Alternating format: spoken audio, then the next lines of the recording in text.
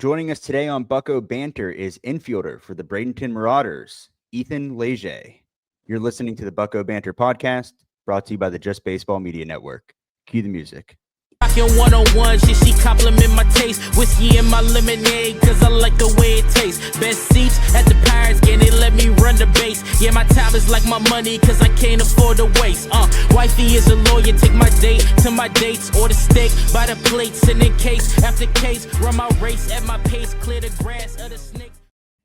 Welcome back to another episode of Bucko Banter. Today we are joined by Pirates prospect Ethan Lege. Ethan, welcome onto the pod, man. Thanks for having me. Ethan, let's just jump into your college ball real quick. You played for Mike Bianco at Ole Miss. Talk about playing for such a legendary coach and how he prepared you for pro ball. Yeah, man. I mean, it all started in JUCO, honestly. Just glad I got to go there and experience such a crazy, awesome place like that, dude. It's awesome. And playing under him, it was just, the way he does everything is just so professional. And I think that's what got me ready for pro ball. You talk about going to JUCO. You had a little bit of an untraditional route, or maybe some might say traditional now with like the portal and everything going on. But you started at Nichols, you went to JUCO, and then you ended up at Ole Miss. Talk about that journey, maybe starting at high school. What was the recruitment process like for you, and ultimately going through JUCO, Nichols State to end up at Ole Miss? Yeah, so I didn't have any offers in baseball at all. But I was actually going to go play football at UL Lafayette, and I had a preferred walk-on. Yeah, I had a preferred walk-on spot there, and I was dead set on football. And then one of my assistant coaches in high school actually played at Nichols, so he was just like, "Dude, I can get you a spot on that team if you want to continue to play ball." And I was just like, "Yeah, let's do it." I mean, because I was dead set on baseball. That's just what I wanted to do. That's what I believed I can go far in. So I just stuck with it right there. Talk about the draft process. You were drafted twice, I believe, right? Once out of JUCO in the 16th round, and then out of Ole Miss in the 15th round by the Pirates in 24. Talk about what that draft process was like. Did you know the Pirates were interested in you, and what was it like hearing your name called there? Actually not. So, I mean, it was just kind of a weird year for me. So the year before, my first year at Ole Miss, I met with every single team, and that year didn't really go the way I wanted it to go. So, I mean, I knew I was just going into the next year, just saying screw it. I mean, what do I have to lose? And I think that's kind of why I had the success I had. And I only met with 4 or 5 teams for my senior year, and none of them were the Pirates. Yeah, wow. So, I mean, I had no idea they were going to draft me. I mean, I got a call in like the 9th round for very little money from the Giants. But, I mean, I thought I was going to go there. But out of nowhere, the Pirates called me and drafted me. So you spent some time in Bradenton so far, but leading up to that, at least in college, you've played a little bit all over the field. You have a lot of positional flexibility. I know you played some shortstop, third base, second, first, left field. Going into pro ball, was the main focus to stay in the corners of the infield, or are you still open to playing wherever needed?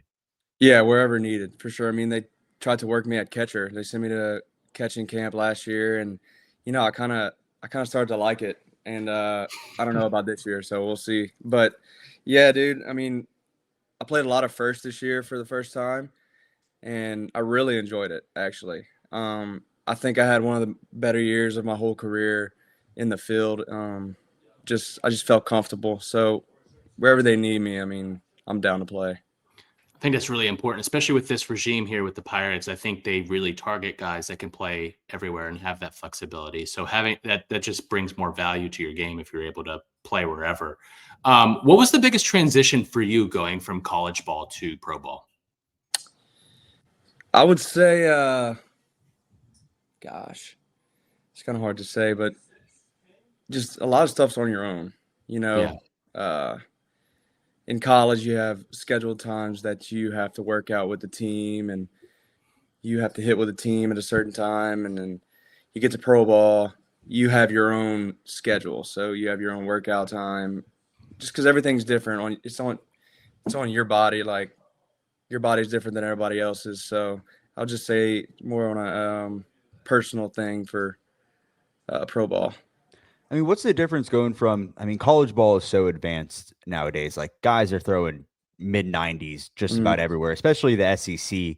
Was there, an increased velo in Bradenton, or like at least more consistent velo on a day-to-day basis? I would say I'd say velo's the same coming from Okay. the SEC to pro ball, but I think the stuff is different. Okay. So more sink, more ride, a lot more cutters. I've seen so many cutters in pro ball. It's just, it's effective for sure. Throwing that slider off of that cutter is just, it's it's hard to read, man. I'm just, Yeah. Stays right in on the hands right there. Yeah. dude, yeah. I'd say that's the biggest difference, though. Yeah, at least you're not getting jammed up north and it's like stinging your hands, but Dude, when I it's know, cold out right? in the spring. But Dude, that's a fact. Ethan, it's the off season. What does your typical off season look like? So I usually work out 4 times a week. I'd say 3 to 4 times a week, and then I hit on the days that I work out, and usually just hang around and try to keep myself productive. Really, it's not a lot of stuff to do. So Do the Pirates provide you with any like plan going into the offseason, or anything that they like you to work on or target based on your swing or defense, anything like that? yeah. So from a workout perspective, we have our own plan. Our strength and conditioning coach writes a plan right before we leave for the off season, and then in our exit meetings, we usually talk about what are we going to work on hitting wise and fielding wise. And they check up on us when they can, when they're allowed to, or whatever, and just see how we're doing with the swing that they wanted us to do. Ethan, baseball is such a game of up and downs. How do you stay mentally steady throughout a long season? Yeah, this past season was tough for me just because I got injured a few times, and that kind of messes me up a little bit. But I just try to keep as best of an attitude as I can. Just try to stay positive around the guys.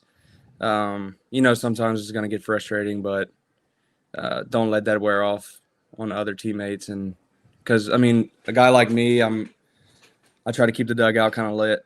So if they see me down, they know something's up. So I can't let my emotions affect me too much. Let's talk about your swing a little bit, and I was looking at it from Ole Miss to Bradenton. You got some like movement in the hands, but you don't like have a traditional load. It's more of like a torque with like the leg kick, and then like a little bit more getting the hips through the zone. Has that always been kind of your swing? Has there been any adjustment going to pro ball, whether it's the leg kick or the load? Yeah. We've been working on that. We were working on that throughout the whole season because I didn't have a spring training because I got hurt twice, which sucked. So we had to do all that during the season. So, yeah, Ole Miss, my last year, I was just swinging free.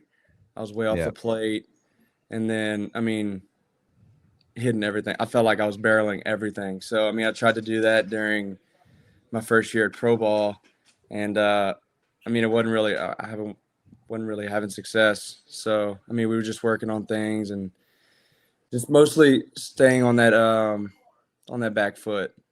Yeah. Seeing the ball as long as you can. So that's like the main goal for me, I'd say. Would you say that like you're a big guy, so like the hand movement, is that just more of like a timing thing, and then you just trust the rest of your body to provide that power? Yeah, 100%. I've always had a little movement in my arms when I'm swinging, but yeah, I'm down to try anything and see if it works, but Yeah. it's always good to have a consistent thing to work on and throughout the season or something. Ethan, is there a part of your game that you think you've improved the most since, joining or getting into pro ball? Is it something with your swing, or is it maybe defensively that you think has really your game has stepped up since being drafted? I would say definitely defensively. Like I said, I had one of the best years, made a bunch of plays, and I was all over the place in college. Didn't know where I was going to play each day, but I felt confident this year. Just a lot more relaxed wherever I was. Is there anywhere that you feel the most comfortable on the field, or you're just open to everywhere? It sounds like.